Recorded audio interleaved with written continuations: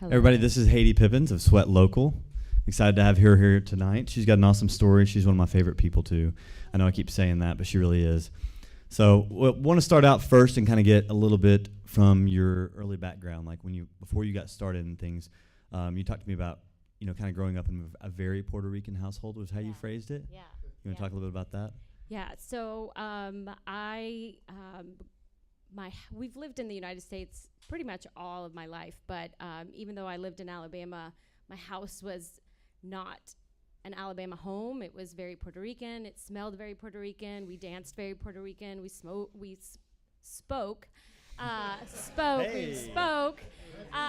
Spanish, very, inside of the home. My father did all the manly things, and my mother did all the womanly things. So it was very much broken into male roles and women roles, but in a very sweet sort of way. There was no conflict with any of that. It was what my mom wanted to do, what my dad wanted to do, but there was no mother working outside of the home, doing multitasking in terms of being outside of the home and inside of the home and carpooling and doing all of that kind of stuff. So it was very traditional, but even in a Puerto Rican home, it was even considered traditional, even along those terms. And you didn't grow up here originally, right? I was born in Fort Collins. My dad was finishing his PhD at Colorado State, and then he moved us all back to Puerto Rico. He was teaching physics at the University of Puerto Rico and couldn't make ends meet as a PhD. As the head of the department, there was a company here in Huntsville who offered him 3 times what he could make as a professor.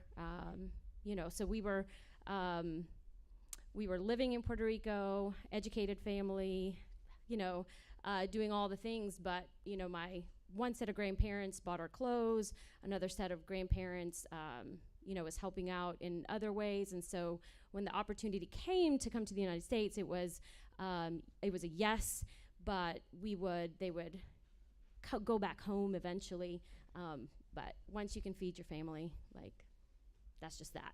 Absolutely. So at what point did you come back to the States? How old were you then? I was 5 or 6. So we came, I was 5, my brother was 6. And so we entered school, and, we remember knowing 2 words, the first day of school, apple and yes. And you just were plopped in there, and you just learned. Yeah. And you just had to figure it out as you went at that point, right? You did. I don't have a lot of memories as to how that happened. You're on the playground, and it just works out. Sure thing. Yeah. So as you kind of progressed through school here, and then moved on to college, what did you originally pursue to college, and what kind of degree did you look for? Yeah, so I went to the University of Alabama. The plan was I was going to be in the FBI. I love the idea of carrying a gun and traveling. And then I learned, and that's why I have my degree is in Spanish and Latin American studies, because I'd learned if you wanted to be in the FBI and get scooped up right out of college, you needed the language and you needed the study of the language. So I just had this kind of romanticized vision of what being an FBI agent was going to be. And then I learned, you didn't get to pick where you lived, and they were just going to put you here. And I didn't like that. And so that goes to show you how much I knew. I'm curious, what intrigued you about it? Did you just want to carry a gun? I think so. I just thought there was. We're all black. I don't think I knew anything really about what it was. There was just, it was just a very romanticized version of what that was. And so I was like, I'll do that. That seems just fine. And my senior year in college, I changed plans just like that, and I went into education. I'll get my master's there. That was something as a kid I always liked. I would play school a lot, and even through high school, I said I was going to be a teacher. I just had a really not so great English teacher my last year, and I was like, I hate this thing. I'll never do that. and that helped, and that changed courses. But then I went back to that. So what was it about being a teacher that made you so passionate about wanting to pursue that? There was just something about learning that I thought it just felt good, and then to be able to communicate that information. I definitely think there was also an element of having the opportunity to study my language and then study and then teach it to other people. That was also an element that I connected with just because of my upbringing and my background. I think I definitely saw it as a way to reconnect with my roots and show people like what my culture was and looked like and give them a little piece of that. So from FBI to teaching to sweat fitness. Yeah. All right. That's a lot of left turns in there. I know. Yeah. So let's talk a little bit about those left turns. So yes. you went into teaching, did that for a while. Then what happened? I loved teaching. It was definitely my life. I was the teacher who took her work home with her all the time, who created lots of programs. I started the AP program at Bob Jones, and then it was like, we can't just stop at Spanish 5. Well, let's create Spanish 6 and get these kids reading literature and taking, and doing things for them. And I did more, and I did more, and I did more. And I hit a point where I burnt out because I said a lot of yeses. I didn't create boundaries for myself. And I got really burnt out. And so I remember several times being pregnant with my second and crying on the way to work just because I was so exhausted. I was just tired, and a lot of it was my fault. I was 100% a perfectionist with my body as well as with my work. I was at a point where I was very restrictive with my eating. I wanted to look a particular way. I needed to eat a particular way. I woke up at the same time. I went to sleep at the same time. I just had no space for anything else. And so I created that madness for myself. And so I went on maternity leave, and while on maternity leave, I decided to take on, to study personal training. And I would just do it as a hobby. It was just going to be a little thing, and it was going to be fine. I was just going to train just a little bit, and it was going to be so fun, and we were just going to play. We were just going to play with that. And so I would study. My youngest, Emery, would nap, and I would study a chapter and make my flashcards and do that whole thing, and she'd wake up, and I'd do the mom thing. So it was very regimented and split up that way. But that's how that was just the very, very beginning of that. Then that year of maternity leave ended, and it was like, what am I going to do? I wasn't 100% ready to really go back. I was going to ask for a second year off, and I knew they were going to say no, but I was going to ask anyway. Probably April, May, which was 2012, my husband and I went to Lexington, Kentucky, and we visited a studio. And we thought it was amazing. It was super fun. And my husband, the dreamer, the big idea guy, he mentioned that, hey, we should do that. And I was like, okay. You know how you talk in a car trip? And yeah, and you just have these conversations, and we're gonna do this, and that's gonna happen, and so forth. And so we were just dreaming big in the car, and I was just kind of going along with it. He was at a point doing what he was doing where he was over what he was doing, and he was looking for a career change too. And so the conversation just went really well. And so I didn't really understand that he was gonna then take that conversation to the next level and actually act on it. This is just small talk at this point. This we're is just small throwing talk. things I out didn't there, really see if they think stick. people did these things that they dreamed up in their head. That's not what happens. And he came home with papers, like, let's go look at this space, and we could lease this space. And then, like, loan papers. And I really thought that life, like, it wasn't going to happen, because I, at that point, didn't really think, I don't know, I just didn't think that it would ever happen. Like, something was going to stop things. Something was going to stop the process. I didn't have to say no. Like, the life would say no for me. And that didn't happen. But what did happen, and I don't know if I'm jumping ahead of things. No, you got shoved in the right direction, I think. Okay. Right? Yeah. Well, yeah. Now, I'm infinitely happy that all the circumstances that came into place happened, but we got the loan to open up Sweat at it was called Sweat Fitness Studio at the time, on July 12th of 2012. And then I was just like, oh gosh, I just signed these papers. And then July 13th, 24 hours later, Lawrence lost his job. So we went from a 1-income home to a 0-income home in 24 hours with signed papers of a lease and all that. And I had also learned that my teaching certification lapsed. So all the Plan Bs were gone.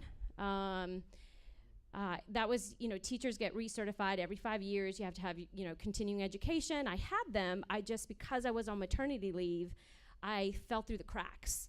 Of course, it should have been my job to know where I was in the process, but I just banked on the secretary who called everybody to say, hey, make sure to, send these papers in. And yeah, so all the no Plan one else Bs looks were out gone. for you, right? Like, yeah, you got to be responsible for all well, actions. I mean, I just lived life in that way at that point. It was like all the things happen kind of for you. You don't have to create anything. You don't have to do anything. Things just happen, So you have this talk about, you go to visit this place and you're like, this is an awesome concept. Like, this would be a lot of fun to do. You have this conversation that you're like, this is just random out there ideas. Yeah. We could sure do that one day. And then next thing you know, you're looking at spaces, you're looking at loan documents. Suddenly you realize your backup plan's gone. There's no more teacher certification. Right. And then you're like, well, I guess we're going to do this. And then there's no backup income, period. Right. Neither one of you are employed. Right. You have a loan. Yep. And you have a lease. Yep. And now what? And no clients because, and 0 clients because it was just this thing we were going to do, right? There was no like real formal business plan. I'd only been playing trainer, right? Like I was not I had a few clients, but it was not like group training and all of that. It was not, I had not been like a trainer for forever, and I had like 30 clients and I didn't even know what to do with them anymore. So we're just going to do this other thing instead. It was just from scratch. We were super naive. I still remember us when we were dreaming, we were like, and then you just have I just remember the number 100. Like you would just have 100 clients, and we just thought of the number that translated to, and we were like, amazing, done, finished. This is gonna be easy. This is, you just open the doors and you're done. If you build it, they will come. If right? you build it, they will come. Yeah. So that's not the way it happened. That's not the way it worked out. So being a person who was very risk averse, right? I called my husband the dreamer, the big idea guy, and I would never at that point characterize myself that way. I really didn't know the next step. I didn't really understand what it meant to have a brand, didn't understand what it meant to build a brand, a community. I didn't have like a set mission in terms of like, what am I actually doing? Because in the end, exercise is free. Like we can all exercise here right now. And I had to come to— Joke's on you guys, we're all doing burpees. Yes, that's right. That people are looking to interact with a coach, a business, to fulfill not the problem of exercising, but the problem of how to get results from the exercise, to actually like it, to repeat it, to actually want it, that was my role.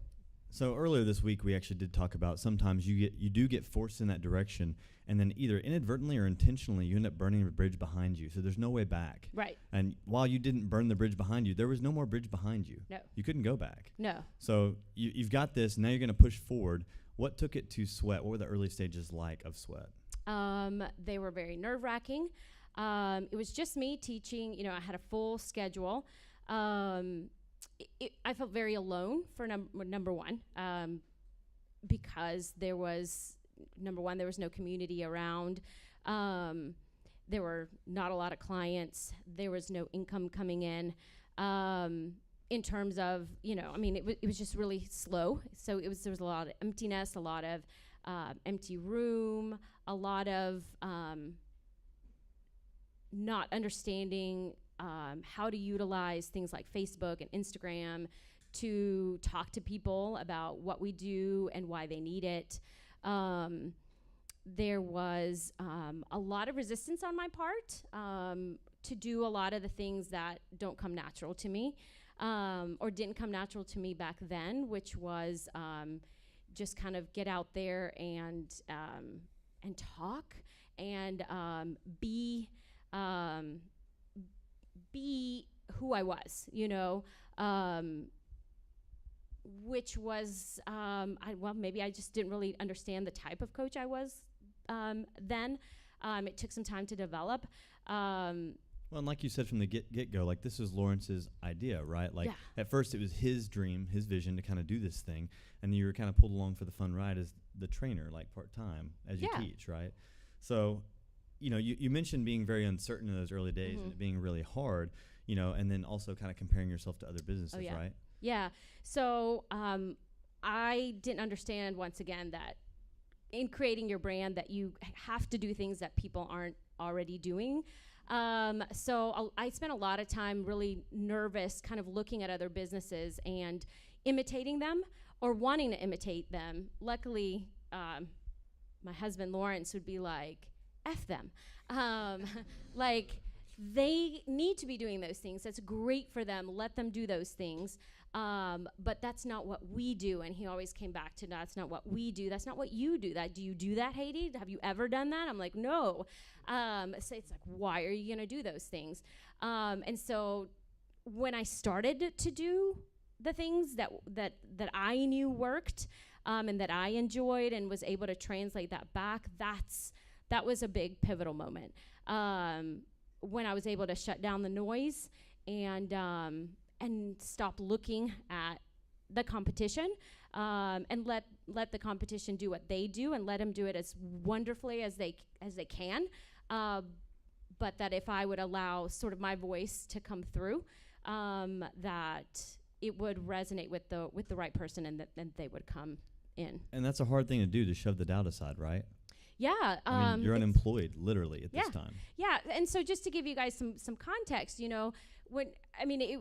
wasn't a matter of, 3 months later, Lawrence would have a job and I would have all these clients and so forth. It was a matter of like dipping into our real savings to like live life, and like moving out of our home, moving back in with your mom and dad, and you got like 2 kids, and you're like, hey mom, I'm back, and I'm not quite sure for how long, but we like started this business, and rent's due, and the mortgage is due, and we have X amount of money here, and so like we're gonna have to just come back and move in. It is the most humbling feeling to be, a 30-year-old educated, good, hardworking person and still end up moving back in with your parents. And I mean, they did it so lovingly. Like, it was amazing. Our whole family was great, but it was rough. Like on the inside, just because when you imagine your life, like your life is gonna always, it goes from step 1 to step 2 to step 3, and like it's always gonna go up. Like that's the way my life had always been. And I didn't realize just how easy my life had been until it wasn't easy. And you just climb the ladder, right? Yeah, like just one step it's after very the next. linear. Like you just go up. And maybe some people go up faster and some people go up a little slower, but like I was a good person and I was hardworking, and I'm college educated. Like, we're done. Like, nothing bad can happen to me. Like, there's this force field, and like nothing bad can happen. And so that's why it was so hard for me to change into an entrepreneur, because entrepreneurship doesn't give a damn about any of those things. Like, you can still fail if you don't change into the creator and change into, step into the role of like doing things bigger, not bigger, but just your own way. That if you're looking at others and really just gonna imitate, that it's gonna kill you in the end, or just kind of waiting for life to kind of save you. Because once again, I'm a good person and I'm college educated and I'm really hardworking. Like, I work so hard. Like, where's the money? Like, I just want to pay rent, So it wasn't even a matter of like, I want to be like this huge thing. It was like literally a matter of survival. I just want to pay my rent. I just want to move out of my parents' home. I just want to make sure that we have groceries in the fridge. Like, that was like a really huge humbling thing to go through. But had I not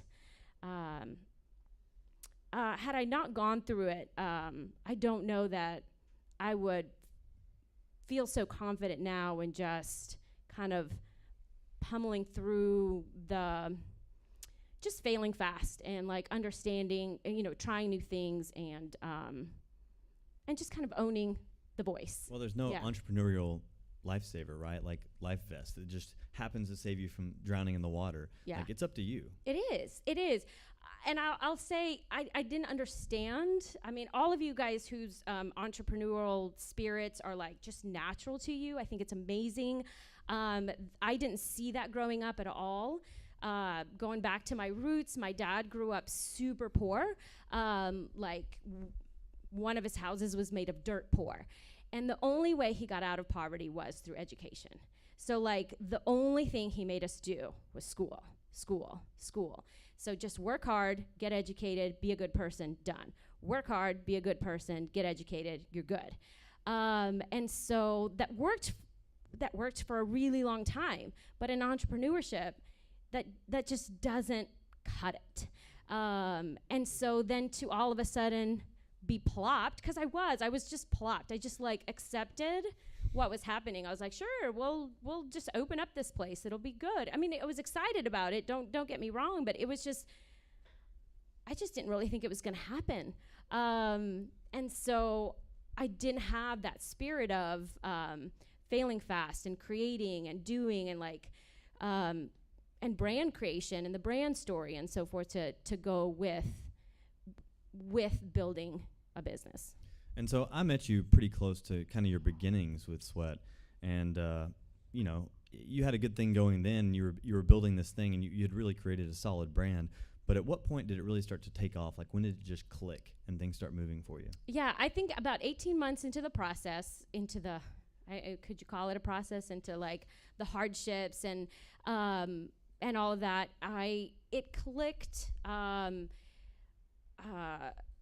I began to feel comfortable talking online and just getting online. That was the most comfortable thing for me. Cold calling was not, and is still not, a way that I sell very well. I'm an introvert by nature, and so I need connection.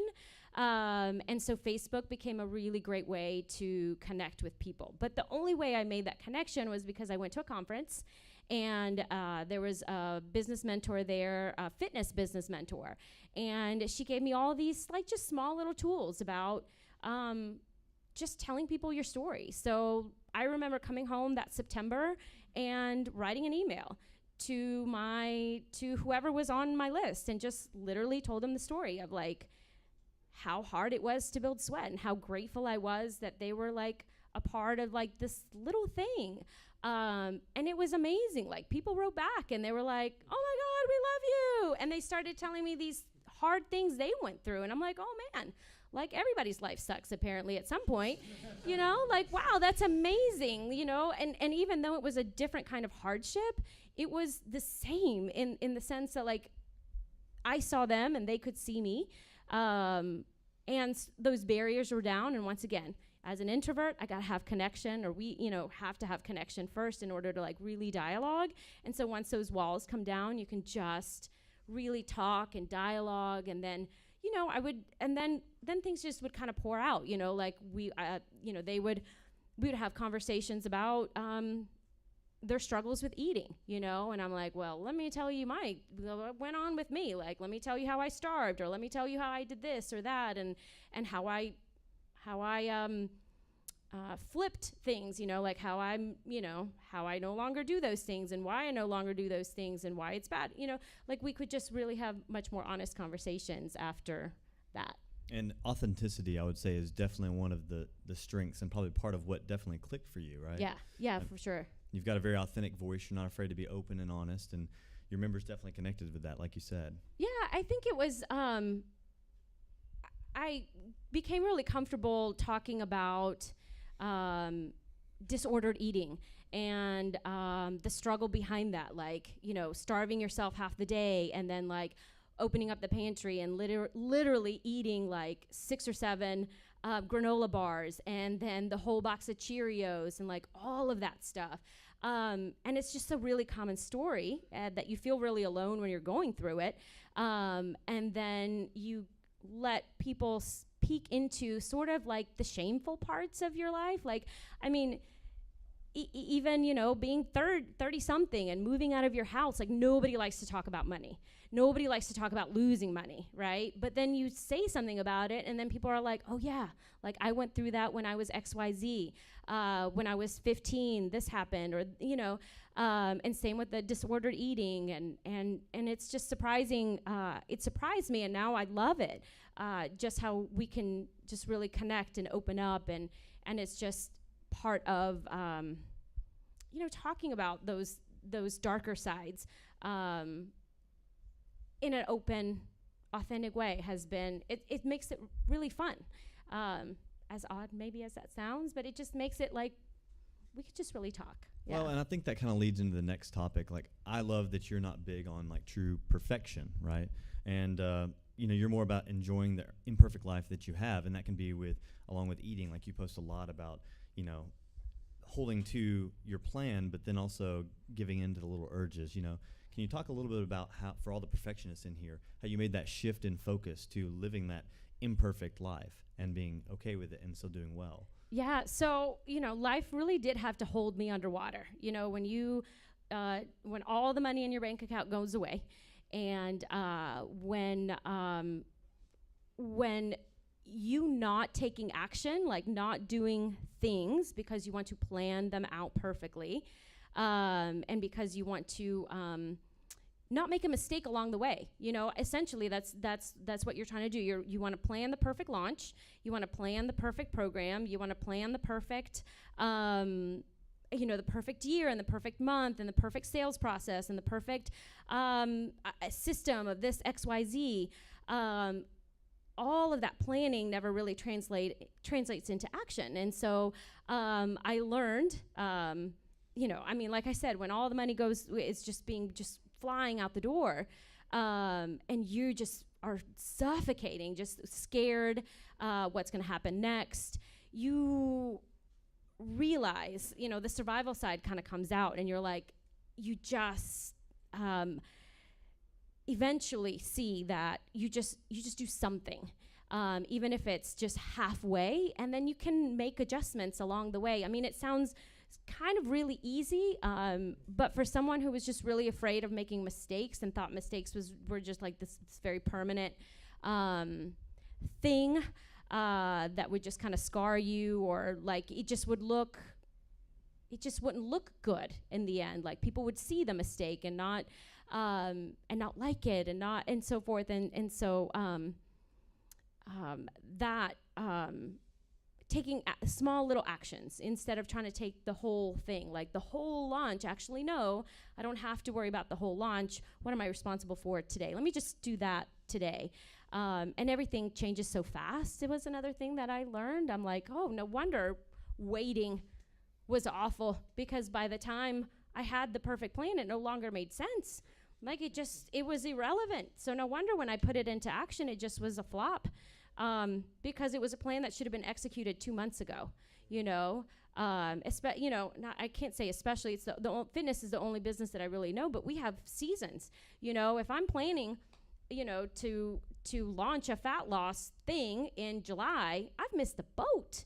That it doesn't matter how amazing my launch was or looks or what the program has and so forth. Like, my ass should have launched it way back in April when people were like super scared of revealing the bikini body. Oh my gosh, they don't care about it in July. They've done taking off their clothes a while ago when the pool's open in May. They're done. That's already done. They don't want to hear about it in July. So it doesn't matter what the great program was. It just is no longer relevant. And so what other parts of running a business did you think would be different before you started SweatLocal? I thought that it would just I thought that it would be like any other job that I had, that if I was just a really hard worker, that people would be interested in what I was interested. I had to let my personality out, and I had to let my real personality out, not only so that the right people could find me, but so that the right people could also go away, right? So in finding the right people, a part of that process is also making sure that the wrong people don't come your way, right? And so, for example, our music is really dirty. It's raunchy, and there's always lots of cuss words, and it will offend some people. And I need you to know that before you step in the doors. So I purposely will cuss on my Facebook. I purposely will cuss on my Instagram, because if you are offended by me on Instagram, you are surely to be offended during one of our workouts. So I need that person not to walk through the doors, because I don't want you offended. It is bad for me, bad for you. It's just untruthful then to portray myself as, one thing, and then you walk in the door and you're like, where am I? So I need it to be very, very clear that this is who we are, this is what we do, this is how we do it. So I spent a lot of time on Facebook making sure that people know that, we use weights, that we, have loud music, and it is has plenty of cuss words in it, that there's women and men, and we're generally, sleeveless, and I don't know, and all types of things. I want to make sure that people see that and know that ahead of time. I'm not afraid of letting the wrong people go a different direction. I think that's a really important thing not to be scared of. Let the right clients find you, and the only way they can find you is if you're being true and authentic and just showing who you are all the time. And then it's fine that you're not for some people. I think that's really important. Yeah, and that was something that I had someone in business tell me really early on.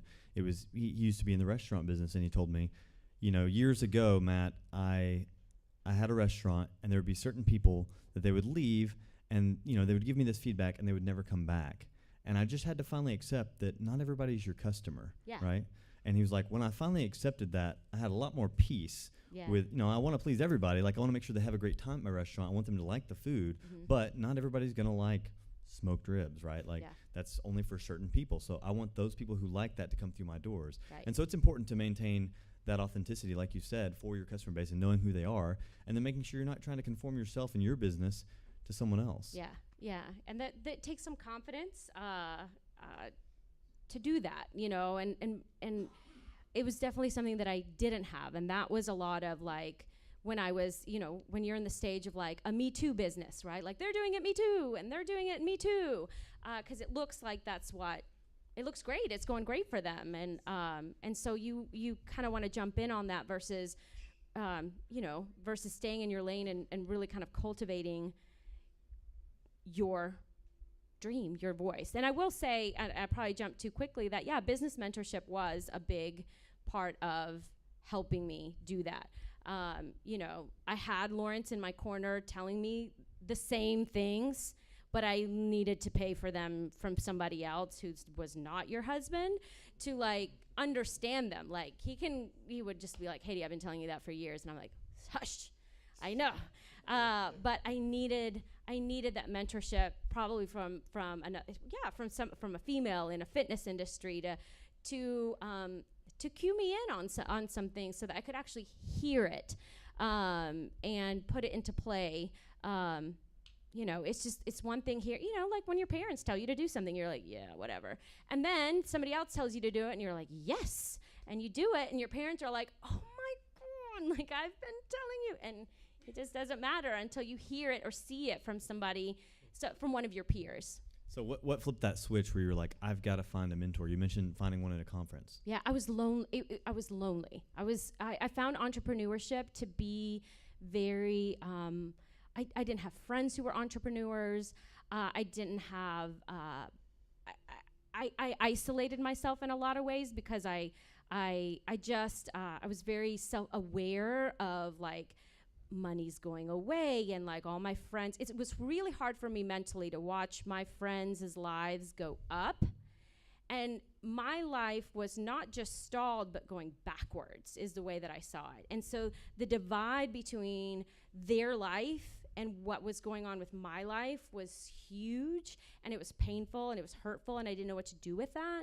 So a lot of the isolation was mine. Like my friends would be like, hey, let's go out and have dinner and let's go out and do this. And I'd always find an excuse to say no, or I'd be tired or I didn't want to. But there was definitely an element of like, I just couldn't relate. Like when your money is going away and your friends are bitching that their brand new granite countertops are coming in late, like we don't have anything to talk about. Like we really don't, because like I'm worried that I not gonna have food in the fridge, and like you're yelling about your granite countertops. Like I didn't want to hear it. We could not talk. I didn't want to tell them why we couldn't talk. Like I didn't know how to look at somebody in the face and be like, do you realize what you're saying? Like, so yeah, there was a lot of that. So you sought out someone who did get it then? Yeah, who could, I went to this conference in Asheville, and there was all of these trainers, and they were individual trainers. Maybe there was a handful of operators, and we were all in like this really scared place. We were all sort of on the same like, but I'm too scared to do that, and I'm too scared to do this, and how do you do this, and what do you mean email marketing, and what do you mean, like, what the hell is an avatar, like, what is that, like, teach me. We were all sort of in the same little clueless level, and she met us where we were. She wasn't talking sales funnels and, like, stuff that we weren't ready for. She was just kind of met us at a very basic level, and just gave me some tools that, as an introvert, that resonated with me. Like, oh, you mean I can tell them this thing about like how happy I am that they're around, and tell them my story of like building this thing, and so I did that, and it was great, and I was like, oh, so then I trusted her, and I would listen to her a little bit more, and when you do one thing, it just builds confidence. The more action that you take, and it's just a little thing, but then it just kind of builds, and then you stop being so scared of every little thing. Like, I don't know that I could be friends with who I was 5 years ago. I could be friends with her for a little while, but then if she stayed really scared, I would just have to go away, because I was just really,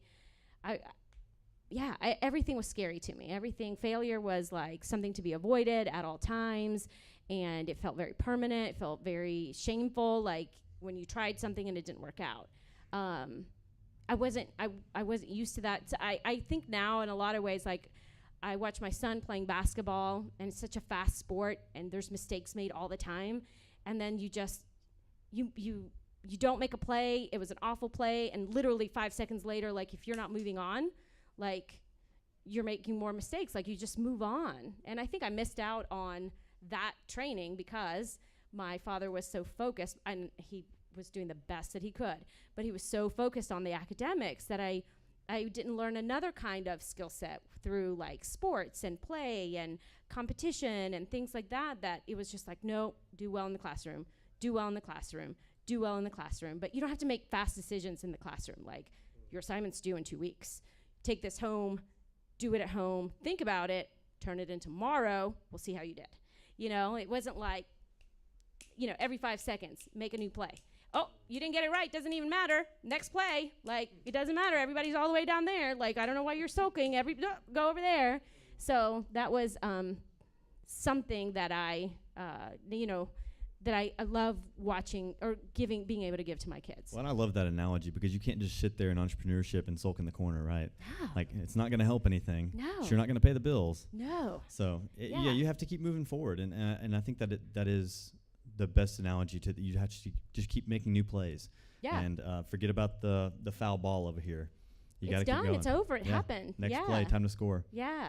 So the next thing I want to ask, you have a family, you have kids that play sports, you have a husband, you have a business. Yeah. How do you keep up with all of these things? I have learned to block time. I have learned to say no. I have learned to prioritize. So I always tell the story of my son's 10th birthday, and I had a mom call me, and she asked for directions to my house. And she's like, hey, I'm just wondering where to drop off so-and-so. I already forgot the little boy's name. And for the birthday party. And I'm like, oh, the birthday party's tomorrow. And she's like, no, birthday party's today. And so I hop on Facebook real quick, and I'm looking at the and I'm like, oh, snap. Like, the birthday party is today. I forgot my son's birthday party. I forgot my son's birthday party. Like, that's the shape my life was in. And so that was like, wow, my system is broken. Like, the fact that I don't have a system, like, this is broken. Like, when you forget, it's like the stuff movies are made out of, right? Like, there's always a movie where the mom forgets the kid's birthday. Like, that really happens. And so then I learned, I've played around with bullet journaling and blocking, and then more time blocking, and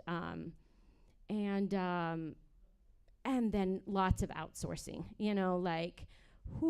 lots of going out to eat, or who's meal prepping, and food's got to come my way.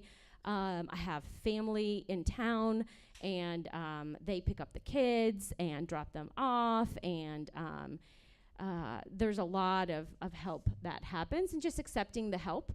I think part of my perfectionist self back in the day was like, I'm going to do it, and there was like this badge of honor that like I was doing it, and had sort of the martyr syndrome, like, I'm so tired because of look at what I do, like the list of things that I do, and losing that, being able to understand that busy is not productive, and so guarding productivity versus busyness. Like, if my schedule is just back to back to back to back, is it full of stuff that's actually moving my business forward? Right now I'm playing around with, have any of you guys read the book Essentialism? Mm-hmm. Oh my God, it's so good. So yeah, it's just simply about, one thing, and so every day for the past 2 weeks, instead of writing down all the things that I need to do, like, I ask myself, what's the one thing that if I do today, for work, I can go to sleep at peace, right? Because if you're like a high achieving person, you're always like, I need to do this, and like, it's time to go to sleep, and you're ruminating and you're thinking and you're, going round and round, and you just can't let anything go. I'm like, what's the one thing that if I do today, like, I'm going to be at peace? And then boom, and then I write that thing down, and I do the thing gets done because it's one thing, and I feel amazing that it's done, because the power of that check mark just feels so good. And that's been super helpful. So definitely time blocking. Like, I always start my morning with me, like input before output. So I always wake up before everybody else, and I have my coffee, and I read, and then I do my schedule. I look over it, as well as block time out, just look at my schedule, and then start my day. I guard, for example, Wednesdays is a day that I don't take meetings or appointments and things like that. It's a day of creativity. I'll write my newsletters. I'll blog. Fridays tend to be a day for that also. So I know Mondays and Tuesdays and Thursdays, these types of things can do, but then I just guard. I guard certain amount of time. And as an introvert, I've learned, like, if I don't have that time, like, I'm dead. I just want to huddle underneath covers and hide. And so I have to give myself a lot of quiet. Like, that's my word, is quiet. If I don't get that quiet time in the morning, I'll wake up earlier on the days that I coach at 5 a.m. I wake up at 3:40 because I have to have, I know it sounds crazy, like, Heidi, why don't you sleep? Sleep is quiet, but it's not so good. Like, I need to wake up with coffee. I need to read. I need to be by myself first, and then breathe all that in, and then I can be productive. My day just feels better. You know, it's funny to me, you've talked about your father being such a push on education, and you were like, that's really not all things, but you keep going back to education. You're getting educated by a mentor, you're getting educated by this book, you're getting, educating yourself on new habits, and that's really been a major facet of your career, has been that education side. So for everybody here, what podcasts or books other than Essentialism might you recommend to them? Yeah, so I love the book Principles. I think the last name is Dalio. Yeah, it's really good as far as, so I went for a long time not having a very clear mission statement or a very clear values written out. And I didn't really realize how important that was until shit hit the fan and I was like searching for answers. And I couldn't find like what the right decision was going to be because I didn't have like a roadmap. And it's really hard to find what direction you need to go in during the storm. Like, if it's too hard. And so that book was really great in helping with that. I loved, I read recently Crucial Conversations. Anybody read it? That's a really great book. If you're someone like me who doesn't enjoy conflict and doesn't know how to handle conflict, that is really great. Really, most of my 2018 is focused on like management and systems, and so like most of my books are kind of steered into that direction. For a long time, I read, coming out of like all the, just being building up sweat. Like, the Happiness Advantage was great in terms of like being centered and like what makes you happy and how to get happy and how much power you actually have and being happy. That was really important because I feel like I would still be really sad if I was hanging on to my past life as a marker of success or as a marker of where I should be. If I was using those same markers, like in order to feel happy, I need to have X, Y, Z because back when life was easy, I had X, Y, Z. Therefore, I have to have that. And so kind of creating a new definition, that was really important. So I'm a big self-help reader. I mean, I know there's great nonfiction out there. Yeah, I love that. And so, if I don't get my reading time, I just feel awful. Yeah, I need to have that time. Well, so one last question. We'll get some audience Q&A real quick. If you had one lesson or one piece of advice for every other entrepreneur in the room, what would it be? I would think I would want we're going to hold you to this. I know.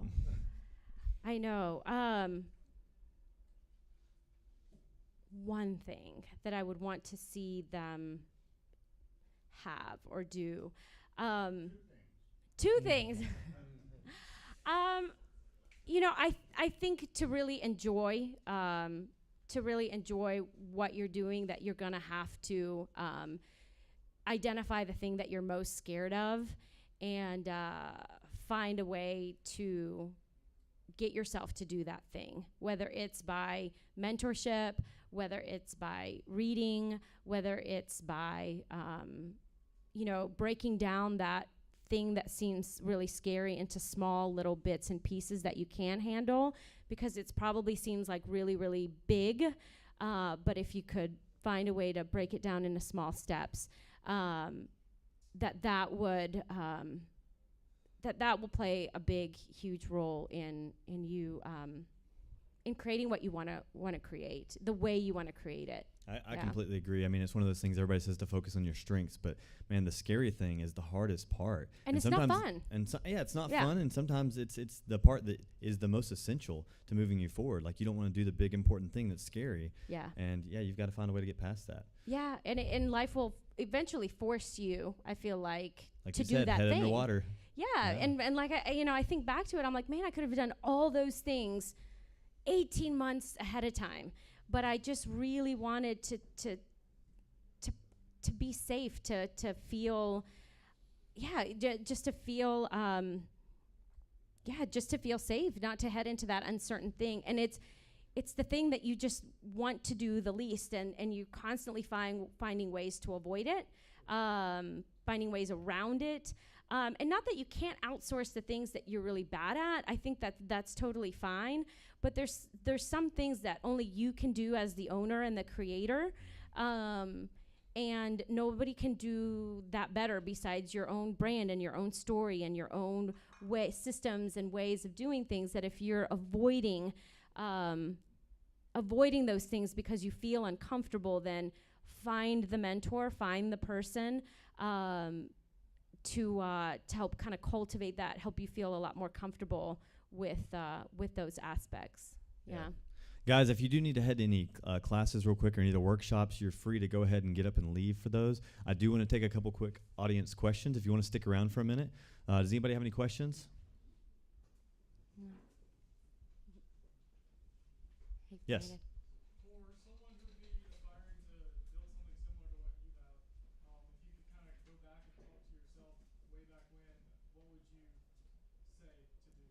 I would be on Facebook and Instagram every single damn day. Every single day. And I would tell people exactly who I was, why I existed, why I was so passionate about it.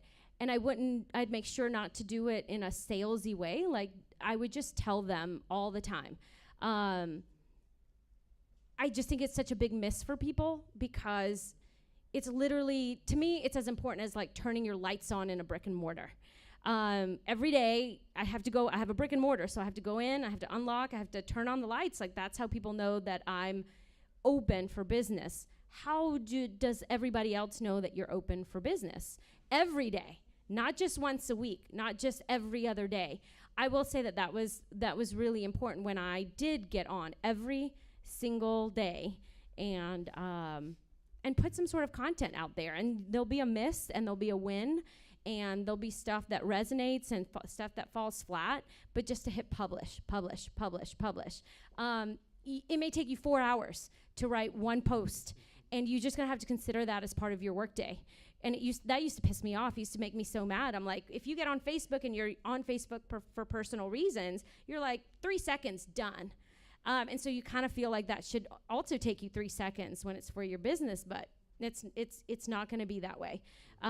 Sometimes it will be that way, and you'll be like, it was amazing. I got on Facebook, and it was like, the angels came down, and like, we just, it was the gospel right there. It was great. But no, a lot, sometimes you just have to grind it out. And another book, the book Influence, that's an amazing read. That was really good. In terms of like driving out your content and like what to say and why you're saying it and so forth. That's another good read. But every day, both, yes, Facebook and Instagram, and they're different beasts. So speak differently on each. Instagram will let you cuss a little bit more. Facebook gets mad, and they don't like it as much. Yeah. Yeah. In terms of, robust language and whatnot. But how did you come about? Was that something that you were originally intending to be like that, and then you had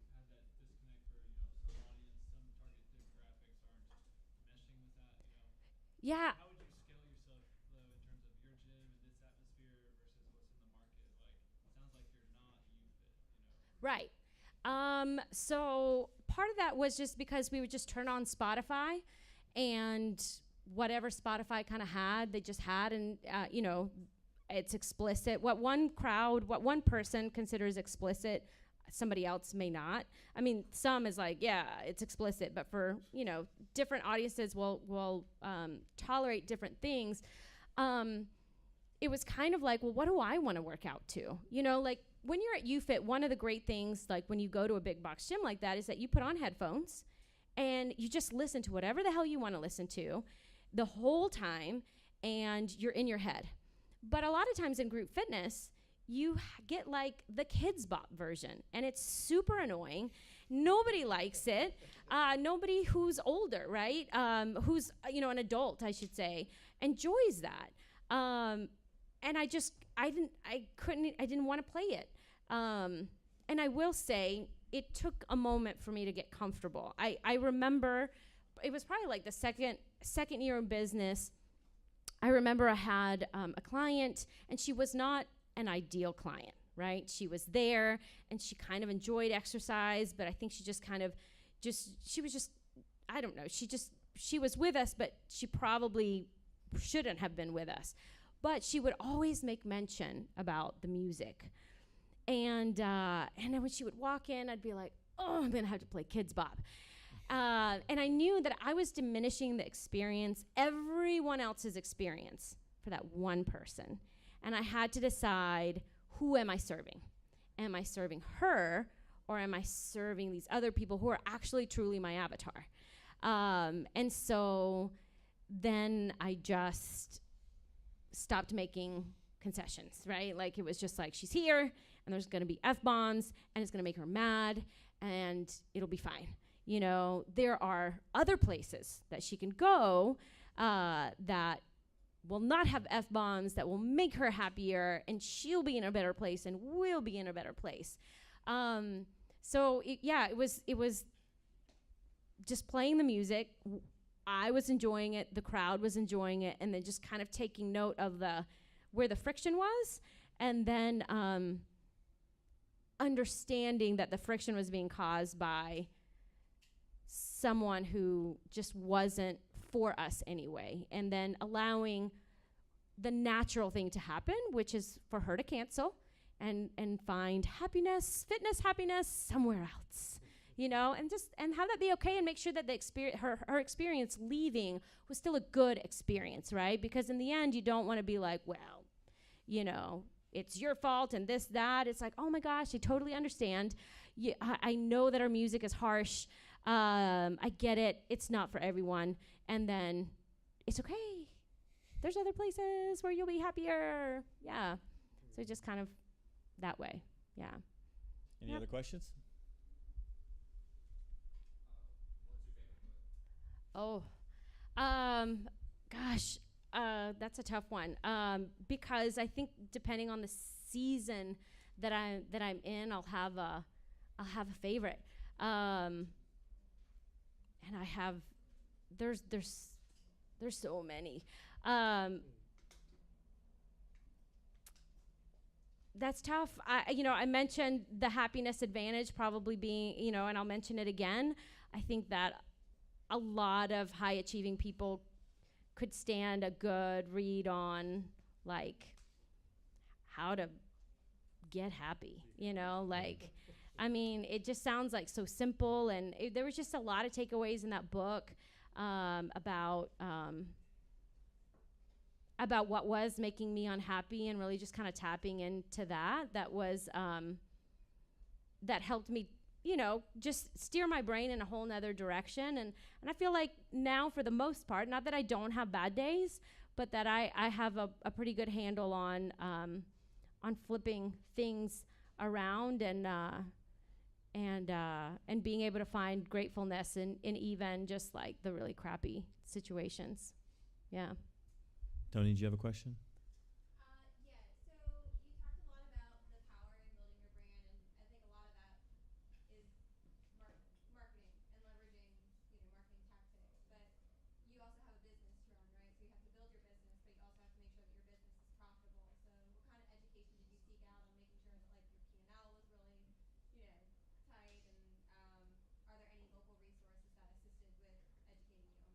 Yeah, I don't think that I'm educated in that. On P&L and all that kind of stuff, that's a whole nother language that I know that I have to dive into in 2018. With that said, I went into it knowing that there's no plan B. And so I knew that, and I also don't, and I'm also more of a service. I don't have products. And so that's so much easier than what you do with products and inventory and all of that. So I think that I've been able to get away with my rudimentary system because of that. And I'm not a big spender anyway. I guess then how did you decide on what that system was going to be, right? If you don't have, like, I think for Yeah. people who grow up in a household, and I did not grow up in this household, but I think whenever you're part of a family system that does maybe have an entrepreneurial influence, it kind of is natural to you, right? Like you see it happening, so you're like, oh, that's just how you do that, right? Yeah. But so then, since if you didn't have that, how did you put Yeah. together that small system? Yeah, once again, my dad growing up really poor, my mom, growing up also in a one income home. Money was always tight. And so a lot of times I make decisions always assuming that the money's not there. And so that helps you find what things are essential in your business and what they're not, and not just spending just to spend. But I don't have an amazing system as far as like, yes, this is, accounting was something I outsourced early on as fast as I could, but there's still an element that I need to understand of like what all of that means. Yeah, no, I'm not a good resource for that. I still need to find, that's something that I have to educate myself on. And it is extremely uncomfortable. I hate that. And it's something that I do, and every time I hate it. Like I have to force myself to go in and look at this and look at that, because all I want to do is I just want to be with my clients. I want to talk to them. I want to know what they need. I want to, and the Facebook and the marketing on that end, that's super fun. And then there's this other number side, and it's So I do have one quick question that kind of finishes off here.